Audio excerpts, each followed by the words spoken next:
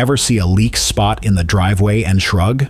That small drip becomes an expensive weekend quickly. Shops love the confusion because fluid work turns into profit when we start guessing. Today, we change every fluid with common tools, clean habits, and no shortcuts. We follow the owner's manual, keep the car level, and keep dirt out. If your car lacks a system, we show the branch. First, we get it safe, because one lift mistake means real damage. Step 1. Safety, tools, and setup.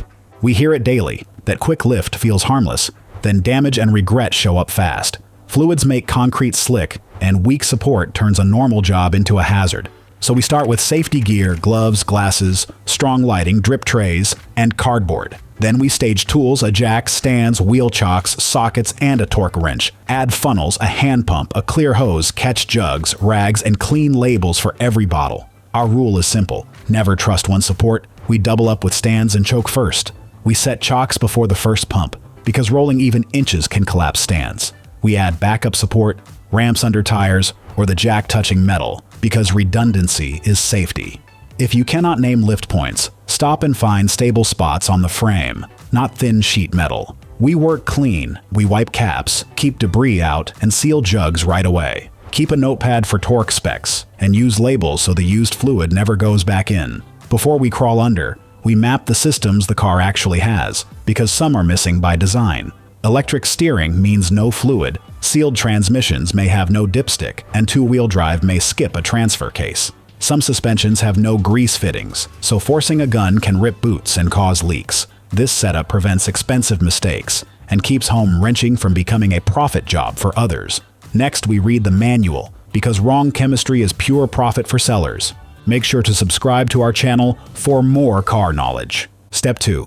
Read the owner's manual like a pro. Bad belief, fluid is fluid, so the universal jug is fine, until expensive damage hits. Wrong chemistry creates heat, varnish, and corrosion, and that is how parts start failing.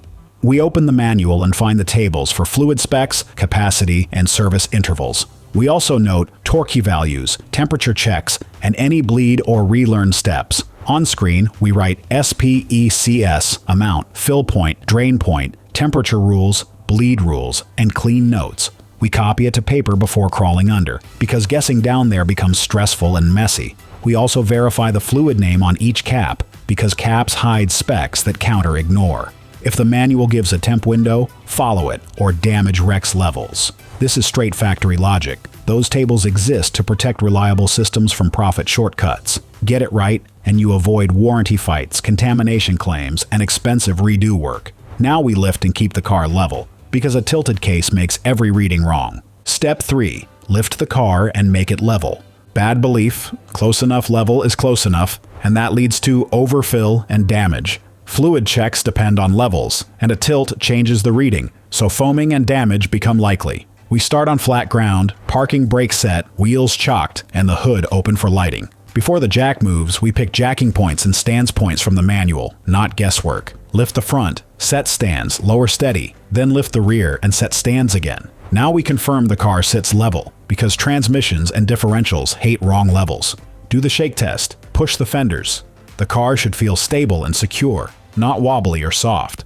Then add backup support, ramps under tires, or the jack touching, because redundancy is safety. Grab a small level and check a flat frame spot for level, then check again after any adjustment. If the bubble is off, fix it now, because we do not want to chase wrong and messy readings later. This matches shop floor safety routines, stable points, solid stands, and no hurry. A level setup prevents expensive overfill, messy cleanup, and pointless diagnostic charges.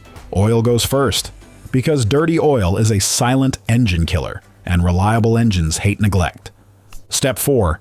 Engine oil and filter. Bad belief, an oil change is just drain and dump, so details do not matter, until sludge and damage stack up. Old oil turns acidic, it carries grit, and it can cause corrosion and block tight passageways in modern engines. We do a warmed short drive, then shut it off and let it sit 1 minute for safety. First move, remove the fill cap and pull the dipstick, so airflow helps the drain go clean and quicker. Under the car, we crack the drain plug. Keep the pan ready and watch for a crushed washer in the threads. If that washer is worn, replace it, because tiny leaks become messy and expensive. Let the oil drain until it slows to a drip, then reinstall the plug and tighten to manual torque. Now the filter. Loosen it slowly, keep the pan under it, and check if the old gasket came off. No leaks. Wipe the sealing surface clean, then oil the new gasket so it seats smoothly and does not bind. Thread the new filter by hand and tighten until snug, because over-tightening makes removal brutal and risks threads. Fill with the exact viscosity and amount from the manual, then install the cap and wipe spills. Clean. Start the engine, watch for leaks, and let it idle, because pressure reveals problems quickly. Shut it down, wait 2 minutes, then check the dipstick for levels and top off in small amounts. Reset the reminder, log the miles in your service notebook, and pour used oil into a sealed jug for recycling. Next is transmission fluid, and one wrong specification can cost thousands. If this is already saving you money, hit like and subscribe. We teach reliable habits, not profit services. Step 5. Transmission fluid, automatic and manual paths. Bad belief is lifetime fluid means never service it, and that myth creates profit. Mechanism is temperature and shear brake additives, so friction rises and damage follows. We use the exact specification from the manual, because guessing triggers expensive failure. Rule 1. We loosen the fill plug first, because a stuck plug becomes disaster and expensive service. Automatic path 1 is a dipstick, and it rewards discipline, clean, and reliable levels. We warm the drivetrain, cycle each gear, and keep the car level for consistent readings. We wipe the stick, reinsert, and read slowly, because foaming hides proper levels. We add fluid in small steps, pause, then recheck, because overfill creates aeration and damage. Automatic path 2 is sealed, and it is where dealers sell profit stories about lifetime fluid. We find the fill and check plugs, because the case is built around levels and temperature tolerance. We follow the manual temperature window, because expansion changes the reading and causes overfill. We drain, then pump new fluid until it dribbles, then stop at proper levels with clean hands. If it streams out, we let it settle to a drip, because overfill makes shifting hotter and damage. Manual transmissions follow the same service logic.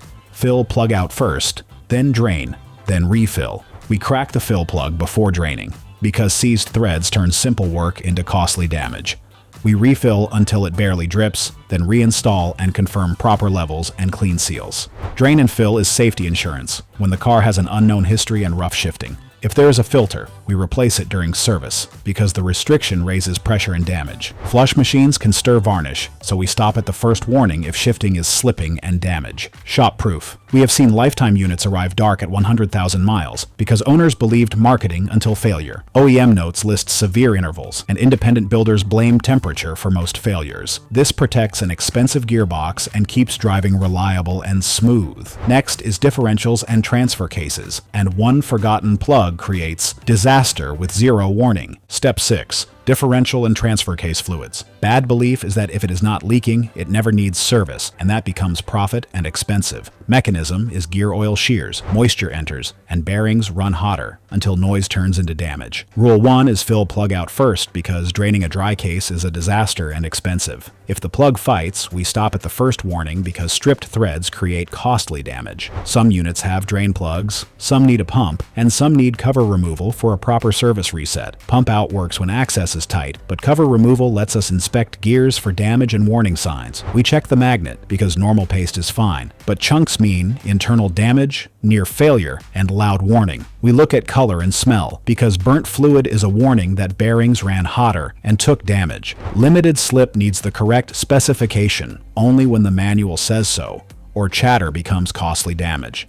We pump new fluid until it sits at the fill hole, wait, then confirm proper levels and clean seals. We torch plugs, wipe the case, and watch for seepage, because leaks make a messy driveway and expensive damage. Driveline specs focus on viscosity, and shops treat magnets as a warning for reliable service. Fresh gear oil avoids expensive damage and keeps long trips reliable. Coolant is next, and a rushed bleed step can cause overheat panic and costly damage. Step 7. Coolant drain, refill, and air bleeding. Bad belief is that coolant is colored water, but that shortcut causes expensive damage and corrosion. Mechanism is inhibitors depleted, scale forms, and temperature control gets worse until overheat. Rule 1. We work cold only, because pressurized coolant can cause serious burns and danger. We clean the cap area, then open slowly, because trapped grit causes corrosion and damage. We place a pan in cardboard because spills are messy and toxic, and pets are in danger. We drain from a petcock or the lower hose, and we keep it controlled for clean safety. We inspect what comes out because rust color is a warning of corroding damage. We refill with the correct specification type and mix because wrong chemistry triggers corrosion and damage. If we mix concentrate, we use distilled water because minerals create scale and expensive damage. We use a spill-free funnel when possible because it keeps filling controlled, keeps hands clean, and cuts messy burps. We start the engine, heater on hot, and watch the gauge because trapped air causes overheat spikes, a clear warning, and damage. We top off as bubbles purge, and we never rev cold because that adds serious stress and damage. Some cars have bleed screws, so we follow the manual steps until the flow is proper, clean, and stable for levels. We cool fully, then recheck the reservoir because cooling reveals short fill and future overheat damage. We inspect hoses and clamps because small leaks become expensive puddles and sudden overheating damage. OM procedures stress correct mix,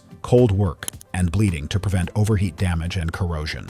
Brake fluid is next, and ignoring it can make braking feel wrong. Then failure hits when it matters most. If this is saving money, hit like and subscribe, then drop your mileage so we can build reliable intervals. Step 8.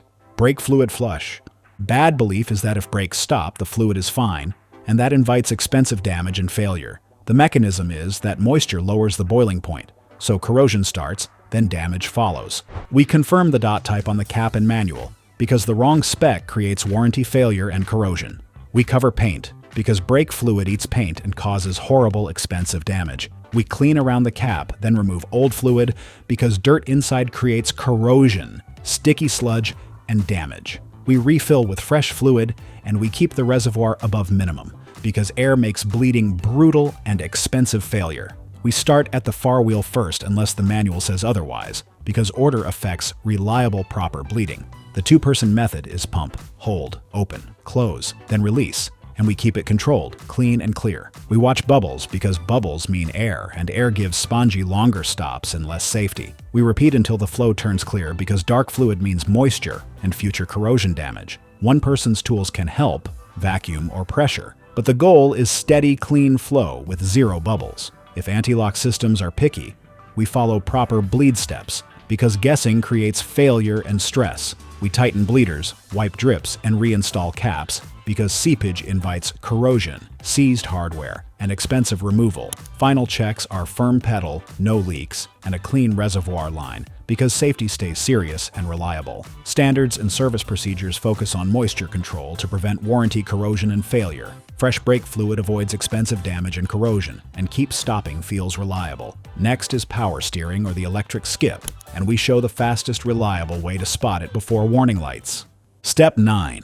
Power steering fluid exchange. Or you might not have this. Most owners ignore steering fluids until the pump gets noisy and the fix turns expensive. Heat and wear dust contaminate fluids, seals stiffen, and steering stops feeling reliable. First, we confirm the system, because electric assist means no reservoir and no service. If we have a reservoir, we keep the cap area clean, then read the level marks. Factory manuals warn about aeration, so we avoid fast spins that whip bubbles. We pull old fluid into a labeled bottle, refill with the correct spec, and cap it clean. We never hold full lock for long because pumps heat up and seals take damage. We cycle lock to lock slowly, then scan hoses and boots for warning seepage. This blocks a profit flush upsell and it keeps steering parts healthier. Next, we hit the clutch circuit because moisture can wreck feeling and create damage. Comment on the one fluid you have never changed and tell us the mileage so we can build the next how-to. Don't forget to subscribe to our channel. Step 10. Clutch fluid if you have a hydraulic clutch.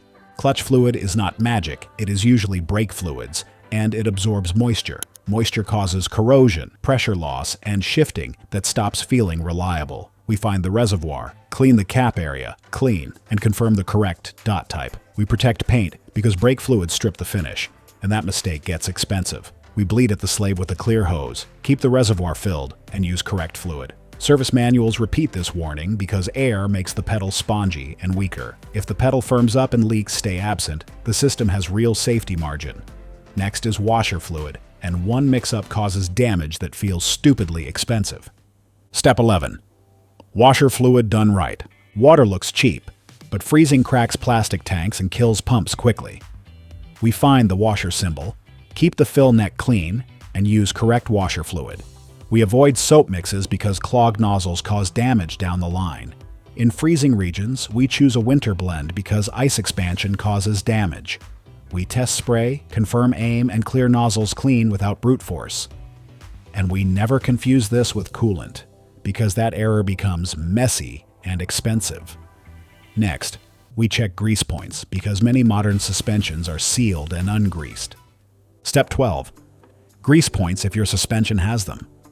Grease feels old school until a dry joint clicks, then wear turns expensive and dangerous. If our chassis has fittings, we spot zerks on steering and driveline parts.